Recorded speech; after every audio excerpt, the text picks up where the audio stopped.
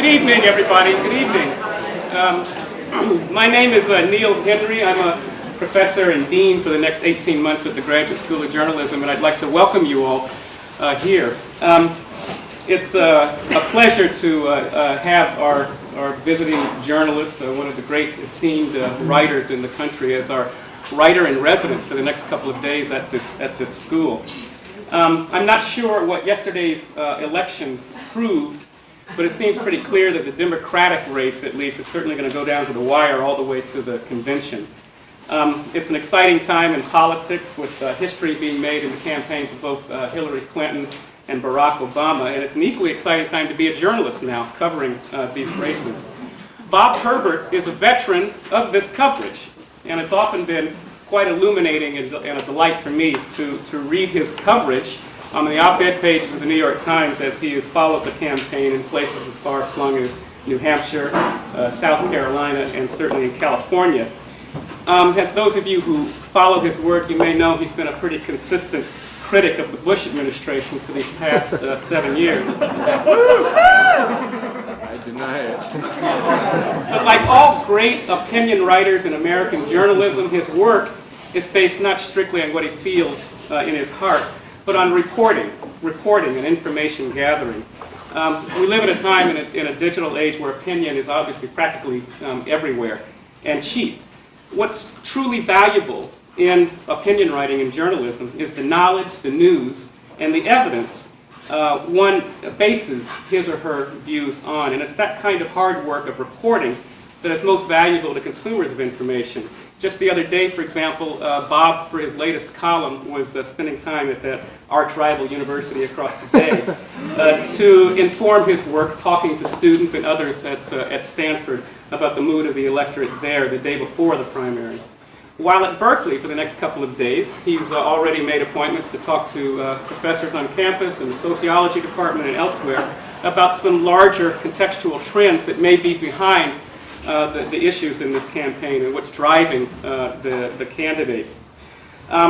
He has been stalwart in particular at the crossroads in his work of race, urban affairs, justice, and injustice in American society, and throughout these past few years has been a warrior in particular on these issues against the Bush administration. When I invited Bob to visit Berkeley while he was out here visiting, covering the campaigns, and invited him to give a talk about his work, the election seemed a no-brainer because it's the one day after Super Tuesday, of course. But I also thought, both of us, that it might be a good idea to consider the future too, and what we might expect in the next few years beyond the Bush administration and the crises that have marked its tenure. The short facts about Bob's career are these. He's a graduate in journalism from the State University of New York. He's been a reporter for the New York Star-Ledger and a reporter and editor for the New York Daily News. He's been a national correspondent for several years for NBC News. He's been a Pulitzer Prize jury chairman. He has also taught at Brooklyn College and the Columbia University Graduate School of Journalism. He is the winner of numerous prestigious awards, and for the last 13 years, an op-ed columnist for what many consider the most valuable real estate in American journalism, which is the New York Times editorial page.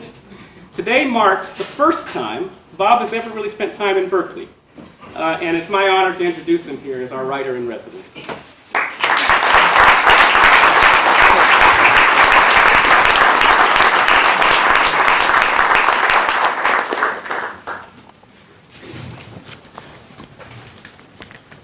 I'm always afraid nobody's going to show up. So we got that part out of the way.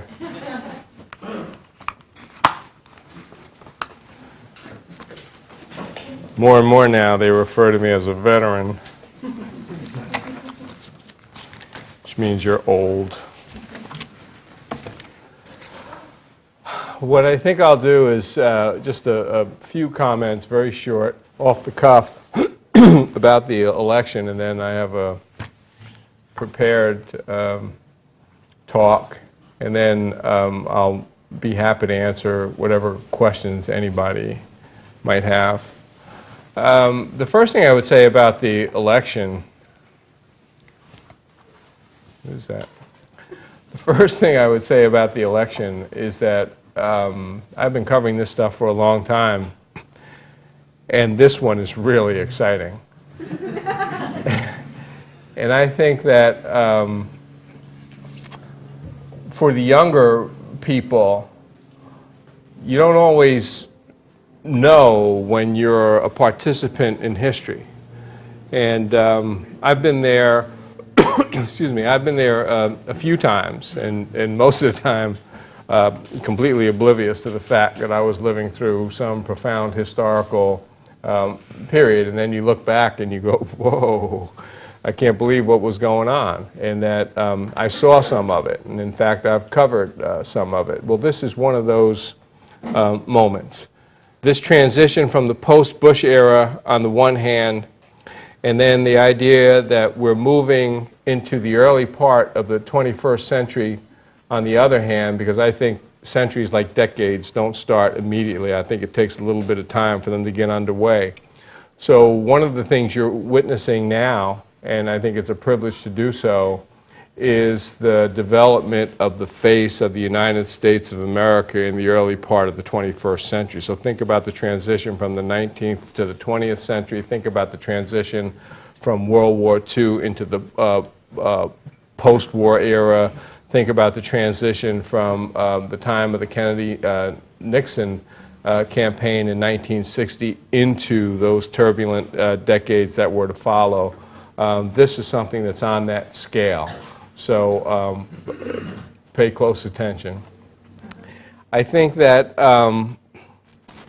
because of the way the media covers things, it's pretty easy to lose perspective on what's been happening with the Barack Obama candidacy, what I've been calling the Barack Obama phenomenon. And I've been saying, and this is how I personally feel, that irrespective of whether Obama gets the Democratic nomination or becomes president, what he's done so far is just astounding. And it wasn't too long ago where I would guess most people in this room would never have believed that Obama could come as far as he has come even to date. And it is not simply the fact that this is a black guy who has a reasonable shot at winning the White House, which is astonishing enough. But to me, very significant is the fact of the way that he's going about this. That what Obama is doing, I think, is beginning to shape the way politics is going to move forward in this country over the next several years. When he uses that mantra of change, which we've heard so much about now, it's in danger of becoming a cliche and then it just goes by you, but it really is important. When he uses that mantra of change, I think two things. The first is that he's talking about a change from the way this country has been doing things over the past several years, and whether somebody wants to vote for Obama for president or not, I think there's an awful lot of people in this country who are fed up with the way things have been done over the past several years, so they'd like to move on to something different and more constructive. But beyond that, I think when he talks about change, that he is much less an agent of change and in fact is tapping into changes that are already there, already underway, and some of those changes are powerful. And I've been looking at it sort of in a way to simplify it and make it easier for me to get my hands around it. I've been looking at it especially from the perspective of the generational divide.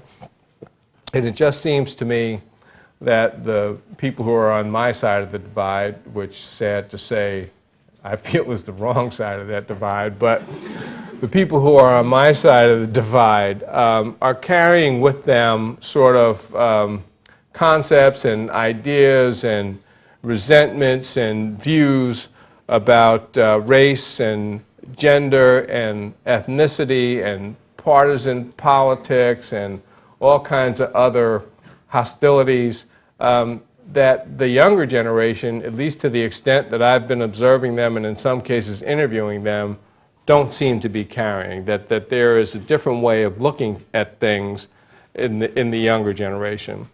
And one of the things that I've sort of consoled myself with, I think that is a good thing, the new way people are looking at things, younger people. But one of the things I've been consoling myself with is that and I would imagine a lot of people in this room and a lot of other people I know and millions of others who have been just sort of staunch in the idea that you have to fight racism and misogyny and ethnic hatred and all things along those lines, who believe in the ideals that the United States is supposed to stand for, and who have stood up for those ideals in the face of some pretty bitter opposition at times.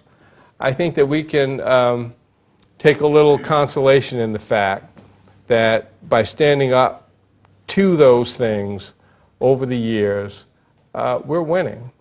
That there has, in fact, been a transition, that this country is in a much better place now than it was on these issues in the 1940s and the 1950s and the 1960s and even the 1970s. That we helped create a world where the kids of today can hold the views that they hold now, who don't have the baggage that maybe a lot of us carried with us out of that period. And I think that, we might even go so far as to congratulate ourselves a little bit on a job well done. Despite the 8 years of the Bush administration, we're in a better place now than we were some time ago. So now, on to the prepared part of my text.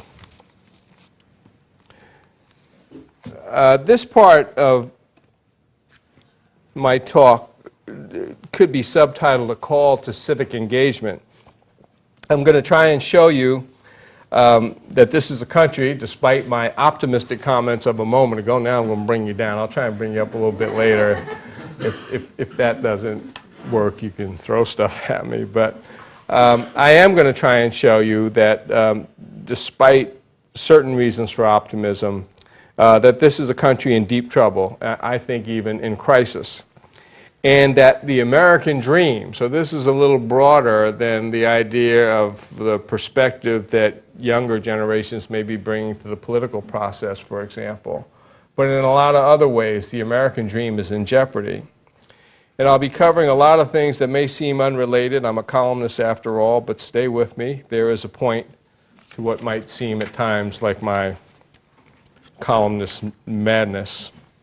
I love those stupid criminal stories that you see on the web. And one of my favorites is about a guy in South Carolina who became impatient as he was coming to the end of a 4-month prison term. And so with just 3 hours left in his term, 3 hours before he was to be released, he thought, seeing an opportunity to escape, that it would be a good idea to seize that opportunity. And so he bolted from a recreation session and he fled. He escaped with 3 hours left. This is a true story on his sentence. That is a quintessential example of bad decision making. The escapee was soon captured, sent back to jail for another 6 months, which was 2 months longer than his original sentence. Then there was the ex-convict, who robbed a bank and was surprised when the police showed up later at his home and arrested him. "How'd you know it was me?" he asked. "I used the juice." The cops had no idea what he was talking about. It turned out that he had rubbed lemon juice on his face because someone had told him that that would make it impossible for the security cameras to record his image. He went into the bank thinking of himself as the invisible man. One more. A guy stole a car, and when the victim described it, she told the police that it had a phone in it. So a cop called the number. The thief answered. The cop said, "I saw your ad in the newspaper, and I was interested in buying your car." Sure enough, they made an appointment. The thief showed up, and he was arrested on the spot. These are amusing examples of utter incompetence, and they're funny because the consequences are not that horrendous.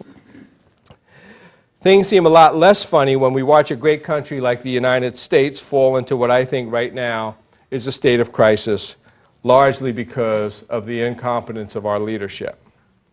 This is hardly a nation that is flourishing. The great promise of the United States, which seemed to be reaching fruition in the post-World War II period, has run aground. We all remember the awful images coming out of New Orleans in the summer of 2005 in the aftermath of Hurricane Katrina. I can't think of that tragedy without thinking how much of that suffering and loss of life was unnecessary. Excuse me. New Orleans was a city sacrificed on the altar of incompetence. Leaders at the local, state, and national level had long understood that a catastrophic flood was likely to strike that bowl-shaped city. Everyone knew how vulnerable New Orleans was. It sat below sea level, shoved up against the mighty Mississippi River and Lake Pontchartrain. But as Newsweek noted, quote, though more than 100,000 residents had no way to get out of the city on their own, New Orleans had no real evacuation plan. Katrina wasn't even the monster Category 4 or 5 storm when it hit the city. It was a Category 3 hurricane. But the city was so poorly protected and ill-prepared that it was all but destroyed. Douglas Brinkley, the historian who lives in New Orleans, and he wrote a remarkable book on the flood called The Deluge, offered this terrible indictment. This is a quote. What people don't yet fully comprehend, he said, was that the overall disaster, the sinking of New Orleans, was a man-made debacle resulting from poorly designed levees and flood walls. I remember standing in the middle of the lower Ninth Ward more than a year after the storm and having the feeling that I'd stepped into the aftermath of some kind of nuclear hell. That's how extensive the devastation was. I had never seen anything like that anywhere in my reporting. And what I kept thinking as I stood in the fading light of a gloomy December afternoon, as I looked at the endless city blocks devoid of people and denuded of housing, as I looked at this apocalyptic American disaster, I kept thinking this never had to happen, that all of this could have been prevented.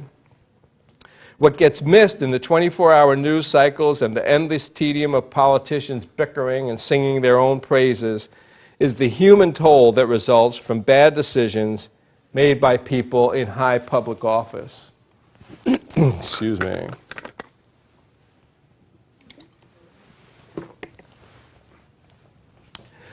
The politicians don't even acknowledge that they've made any bad decisions. Just like President Bush told his FEMA director, Brownie, you're doing a heck of a job, the Republicans are out there on the campaign trail telling the American people that we're winning the war in Iraq. That is outlandish. If the media could bring itself to take its cameras off of Britney Spears for a moment and focus instead, for example, on the GIs struggling to overcome paralysis or the amputation of limbs or blindness or depression at the Walter Reed Army Hospital in Washington, or if we could get a close-up look at the families of the scores of thousands of Iraqis who have been killed in this war that we started for no good reason, and if we were willing to look honestly at the real economic costs of this war, $2 trillion and counting, to be paid for by your children and grandchildren because we are sure not paying for it. If we could somehow look at that and manage to understand it, we might not be so quick to claim victory. Now, don't get me wrong, politicians can be entertaining. I've covered enough of them. I get as much of a kick as the next person from their foolishness. I remember Dan Quayle. We all remember Dan Quayle. Or maybe we don't. Maybe some of us remember Dan Quayle. And I remember he made a trip to the South Pacific, and one of his stops was in American Samoa. This was in 1989. And there he told the natives, and this is the Vice President of the United States talking to the natives of American Samoa, so this is a bit of a weird confrontation to start with. Anyway, much to the embarrassment of Quayle's aides, this was his message to the natives of Samoa. Quote, "You all look like happy campers to me. Happy campers you are. Happy campers you have been. And as far as I'm concerned, happy campers you will always be." That's the Vice President of the United States. That's a literal quote, folks. From there, he went on to Pongo Pongo, only he called it Pogo Pogo. The first President Bush may not have wanted to be outdone in the foolishness department by his vice president. He once told us, unfortunately, this too was a quote, "It has been said by some cynic, if you want a friend in Washington, get a dog. But I didn't need that because I have Barbara Bush."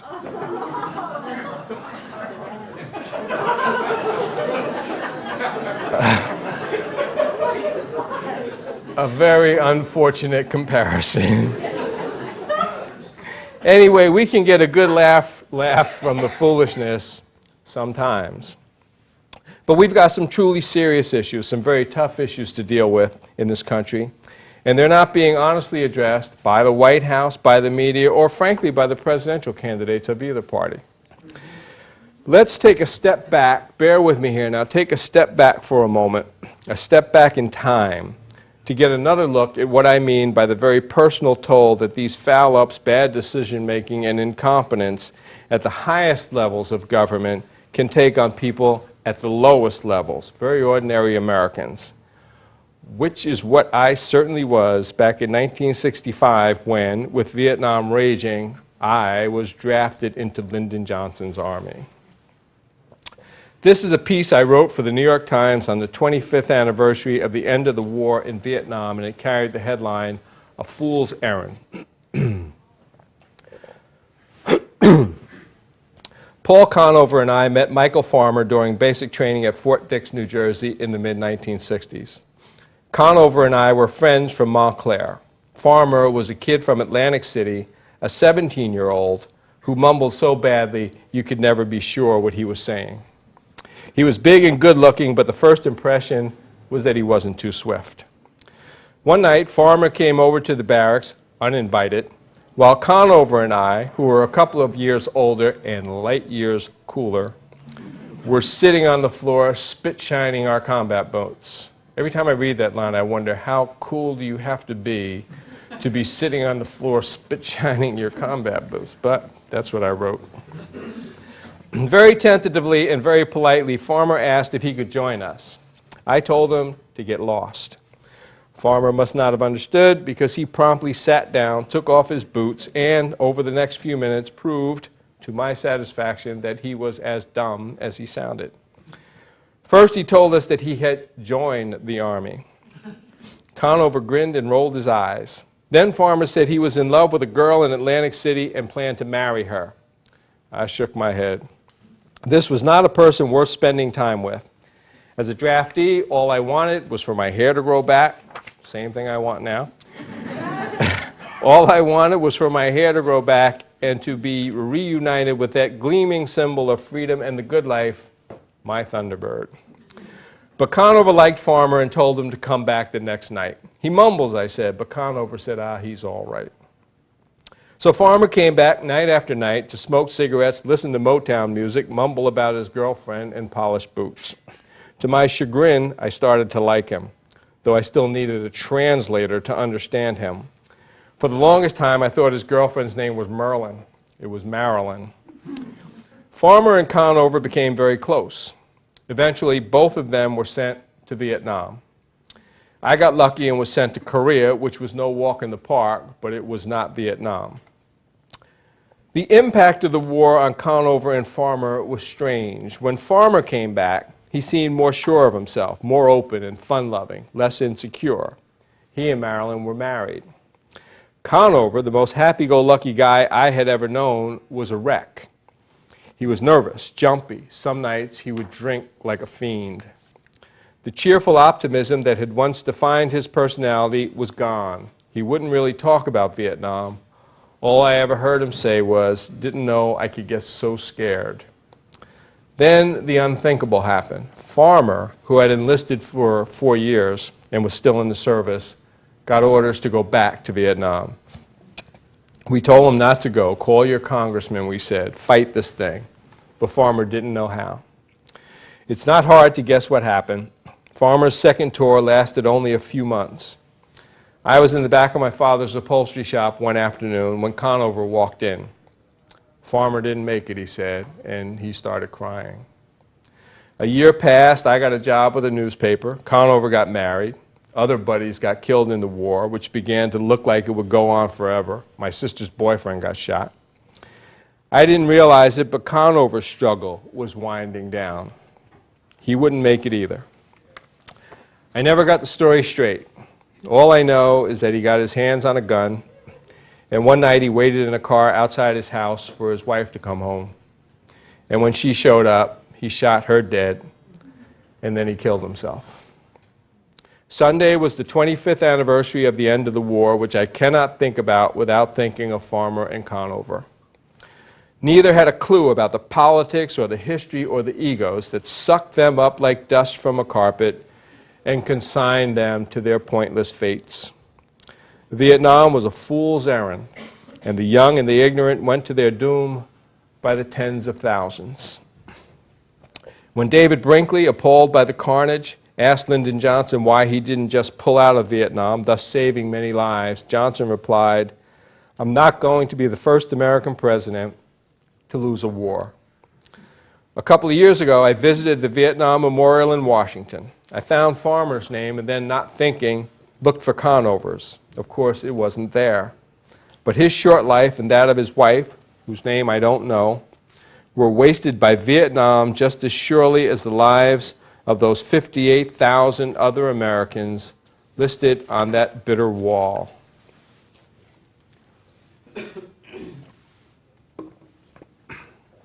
If we've learned any lessons from the Vietnam experience, I don't know what they are. Because here we are, bogged down in another insane, unwinnable war, a war that has already lasted longer than our involvement in World War II. And we're treating the troops who are fighting the war in Iraq worse than those who fought in Vietnam. My friend Michael Farmer was killed because he was forced to serve 2 terms in the combat zone in Vietnam. In Iraq, because we don't have a draft, which would mean an endless supply of cannon fodder, we're sending the soldiers and Marines into combat for 3, 4, and even more tours. That's playing Russian roulette with their lives, and it's unconscionable. One of my reasons for talking so much about the war in Iraq is that it stands like a boulder in the road, blocking progress on so many other issues that are crucial to our viability as a society. There's nothing secret about these issues. We're going through tough economic times. Good jobs at good pay are increasingly hard to find. For many workers, paid vacations are a fantasy, and employer-paid health benefits will soon be a relic of a distant industrial past. The subprime mortgage crisis is causing tremendous hardship, not just for the poor and working classes, but for many middle-class Americans as well. We're hostages to our reliance on increasingly expensive foreign oil. The public schools in many places, especially the large cities and rural areas, are a mess. The fortunate youngsters who succeed in getting through 4 years of college are often saddled with debt that will take them the better part of a lifetime to pay off. And as if all that wasn't bad enough, global warming is threatening to fry all of us to a crisp. I like Al Gore, but I get scared every time I see him on television. It's like holding up a sign, the end is near. Like it's really frightening. You know, it wasn't always like this. Archibald MacLeish and Arthur Miller like to say that the essence of America was its promise. This was the place where the next generation was always going to be smarter, better educated, healthier, and more prosperous, just flat out better off than its parents' and grandparents' generation.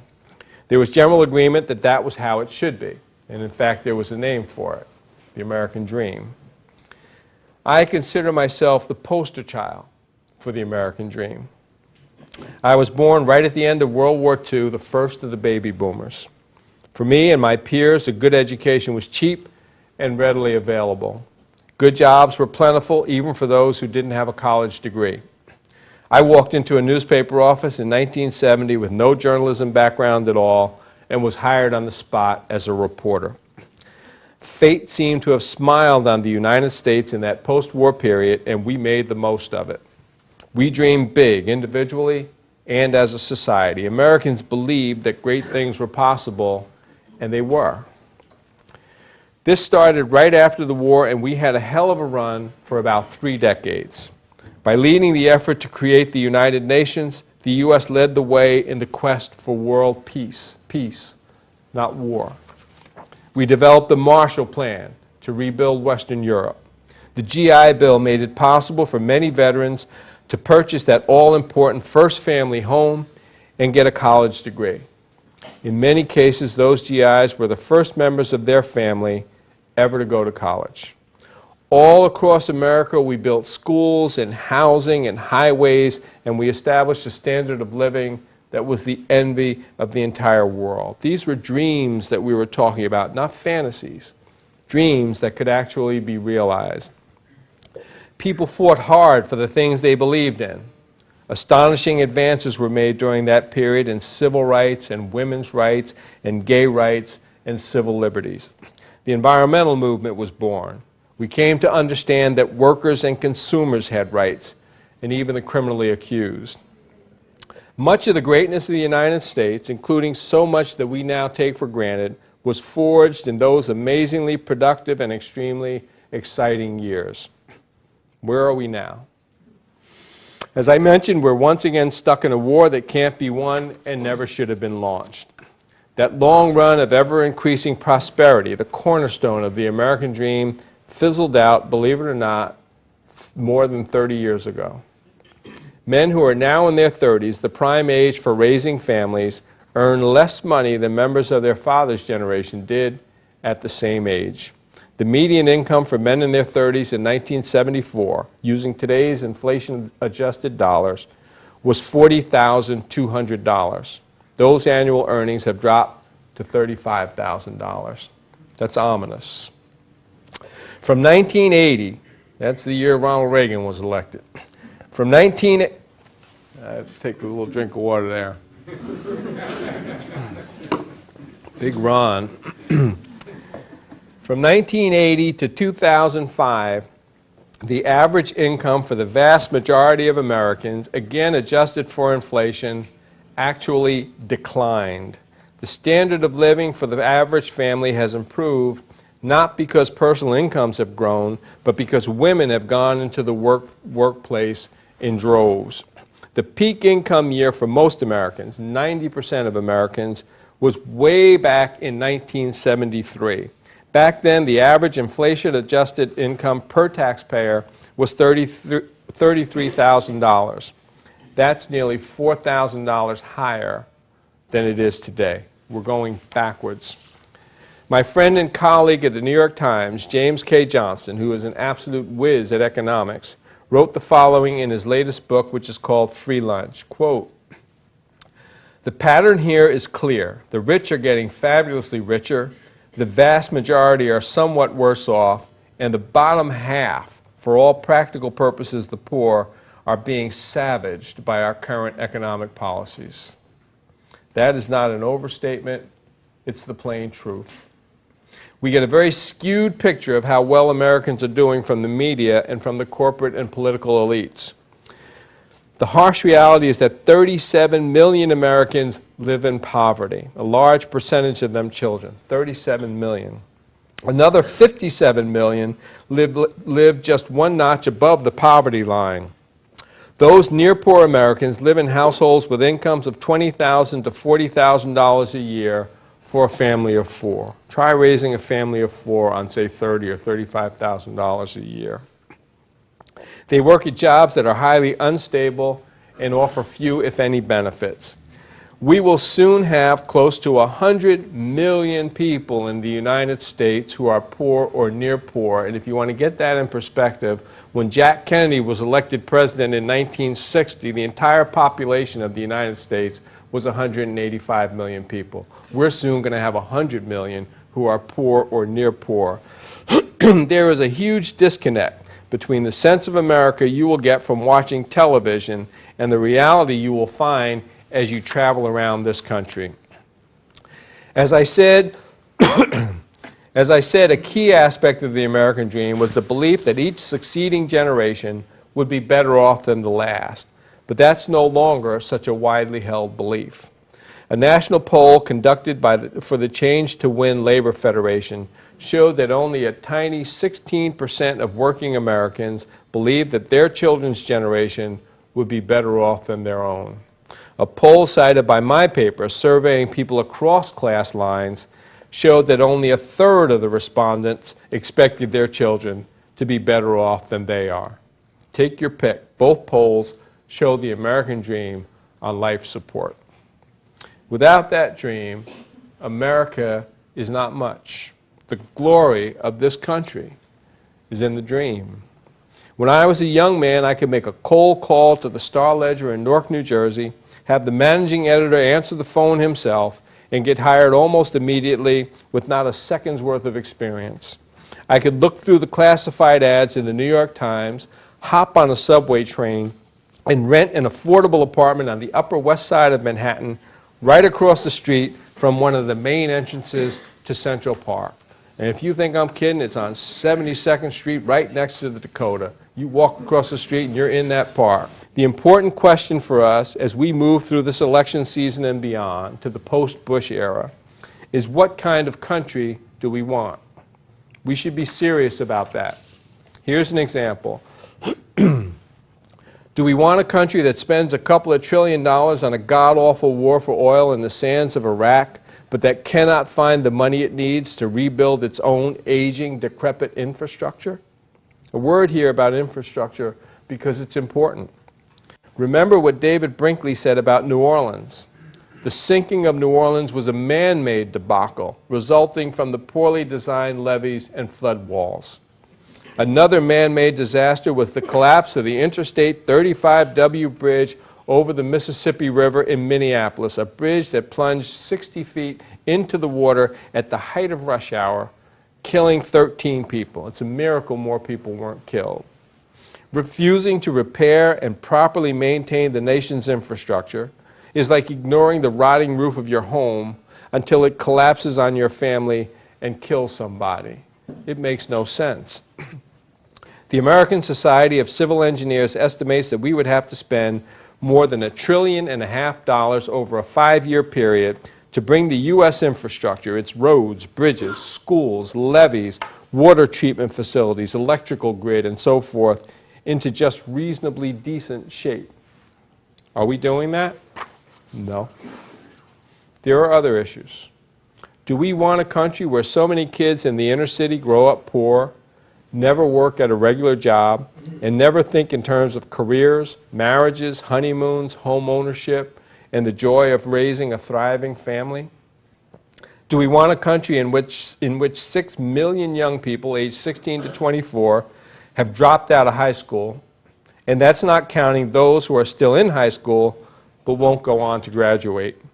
This is occurring at a time when a 4-year college degree has become a virtual prerequisite to a middle-class quality of life.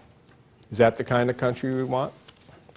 Do we want a country where, in this subprime mortgage fiasco, more than 2 million households are expected ultimately to face foreclosure? 2 million households. So think about the number of people. Think about the number of kids who are going to be out there, lost their homes. The mortgage swindlers descended like vultures on the poor and the ignorant, and I covered this story.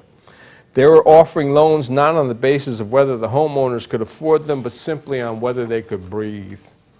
If your heart's still beating, said one broker, you qualify. That's how an old woman in Chicago, Rosa Daly, an old woman who was sick and nearly blind, ended up destitute. I visited her last fall. She was defrauded out of her home. When I saw her, she was behind in her mortgage payments and foreclosure proceedings were already underway. This poor woman was petrified.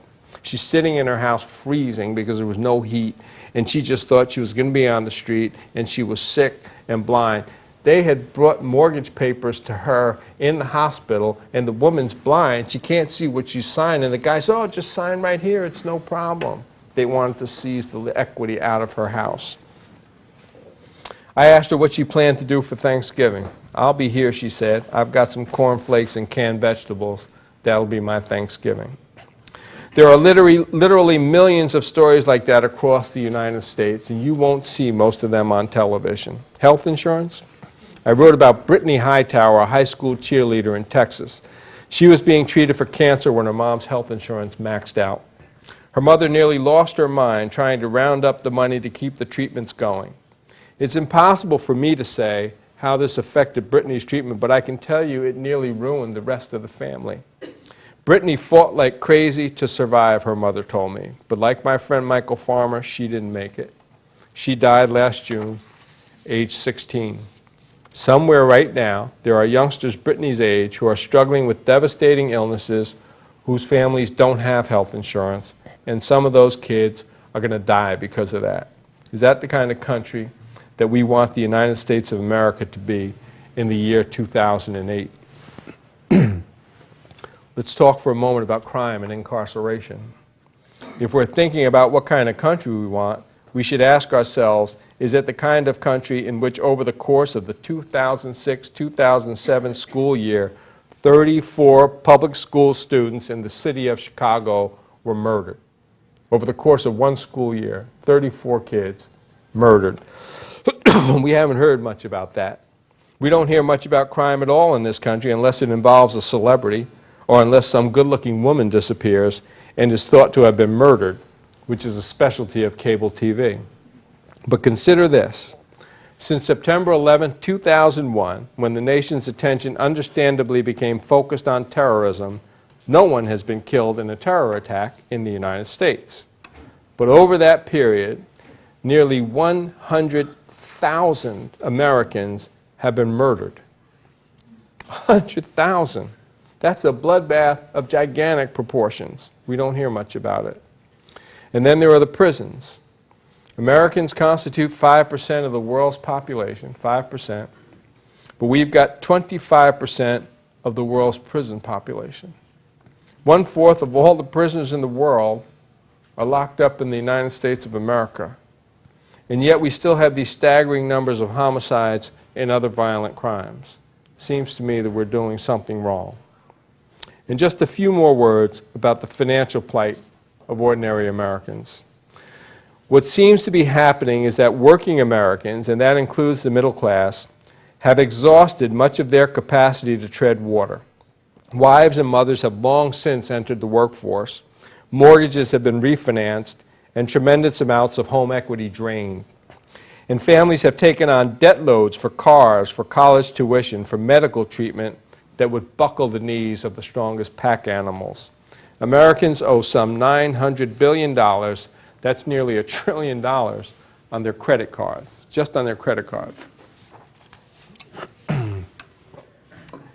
When I was a kid, people used to look forward to a peaceful retirement. Now people hit their mid-60s with incredible amounts of debt to pay off and no defined benefit pension plan. Andy Stern, one of the top labor leaders in the country, told me the current retirement strategy for many young workers is basically to work until you die.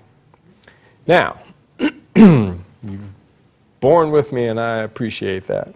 After this long litany of woe that I have subjected you to, is there an upside? No, we're out of here. Just joking. Yes. In fact, what I wrote here is sure. Yes, there is, and I'm serious. As a society, we've come through much harder times than these. This is not the Great Depression, and it's not World War II. This is not the Jim Crow era that black people had to struggle through for so many decades. Opportunities for women are no longer as circumscribed as they were in the 1950s and 60s and 70s. So we know we can get through this. And I don't have a sense, as I travel the country covering this election, that the American people are apathetic. They are hungry for leadership, and I think many would like to contribute themselves. So that is a hopeful sign. But while this is not as bad a time as the Depression or World War II, I do think it's a worse time than many Americans and many of our leaders realize. At the same time that we are saddled with these major economic problems and a debilitating war, the U.S. is going through a transitional period at least as important as the early post-World War II period, and we're not prepared for it. New worlds in energy, technology, the economy, and global interdependence are either upon us or coming fast. Change is coming at us far more swiftly now than they did in the 30s, the 40s, and the 50s, and God knows the rest of the world is far more competitive. So what are we to do, those of us who care about the country and are disturbed by the current state of affairs? The first thing we have to do is admit that we have a problem.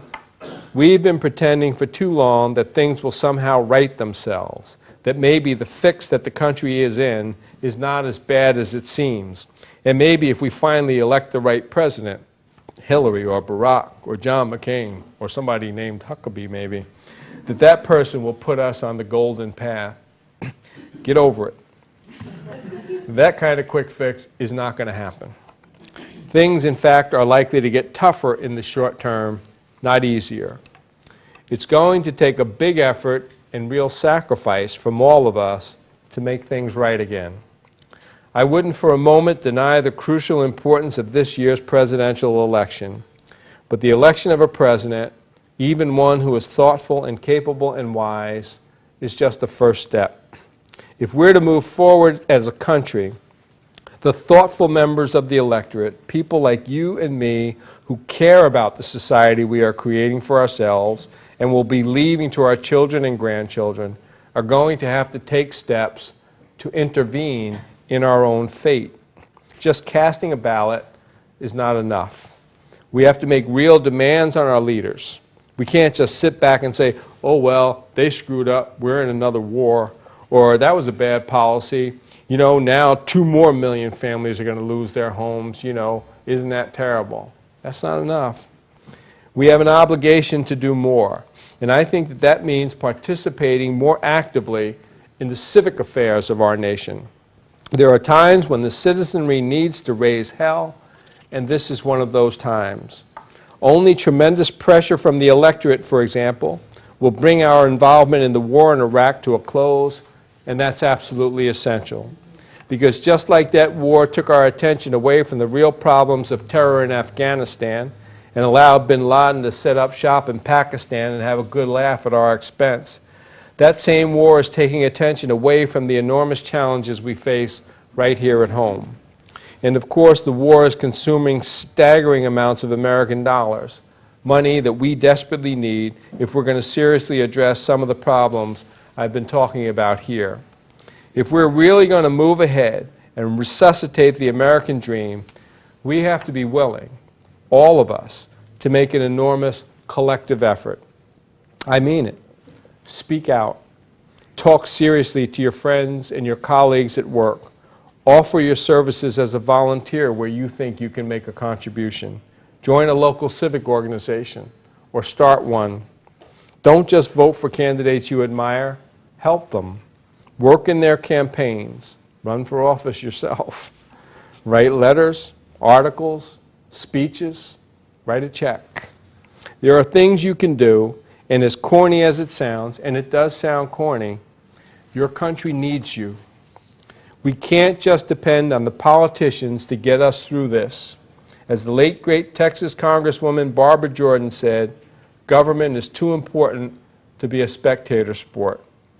When I asked Al Gore last June if there was any chance he might jump into the race for president, he wasn't able to hide his disgust with the political process, and it wasn't just because of his experience in 2000. He told me, quote, what politics has become requires a level of tolerance for triviality and artifice and nonsense that I find I have in short supply, close quote. This triviality and artifice and incompetence at the highest reaches of power in a period of profound change is itself a sign of a society in trouble. So we need to step up ourselves whenever and wherever we can. Don't sell this idea short. the so-called ordinary people can do wonders. The free speech movement here at Berkeley in the 1960s was a profound moment in the fight for civil liberties in this country. The blacks who sat in at segregated lunch counters in the South or who refused to ride the buses during the Montgomery boycott in the mid-1950s changed the face of this nation. The millions of women who stood up boldly for their rights and put up with grotesque harassment decades ago were absolutely crucial in bringing us to this moment in 2008 when a woman has a genuine shot at being elected President of the United States. So when I say the country needs you, I mean it. We can no longer afford to waste the energy and talent of people who can make a real contribution. Wasting talent is how you end up fighting wars you shouldn't fight and losing cities to a Category 3 hurricane. We are going to have to figure out new ways of doing things. We've got to cast our leadership net far beyond the preening, posturing politicians to bring in the very best that America has to offer. We need to draw on the creative and intellectual resources of a great school like this one, for example, and the many other wonderful institutions of learning that dot the length and breadth of this land. We haven't begun to tap into the explosive creative energy embedded in the heart of this nation. We need to call on our teachers and professors and college and university presidents, our foundations heads and activists, the smartest and most progressive minds in the corporate world and the labor movement. We need to bring in everybody and use that brain power and energy and creativity to address these big problems that we're facing. You and I will have to contribute, and we can't afford to wait until we're asked. Figure out a way to get your voice heard. Figure out a way to do something. You know, sometimes you can actually feel the winds of history blowing, and this is one of those times. Think of all those moments in the past when ordinary people stepped into those prevailing winds and helped shape some of our proudest achievements. We can't afford to remain indifferent as history unfolds around us. If we don't shape the face of this nation in these early years of the 21st century, somebody else will. It was nearly half a century ago that Jack Kennedy said, "We can do better." It's time to take him up on it. Thank you very much.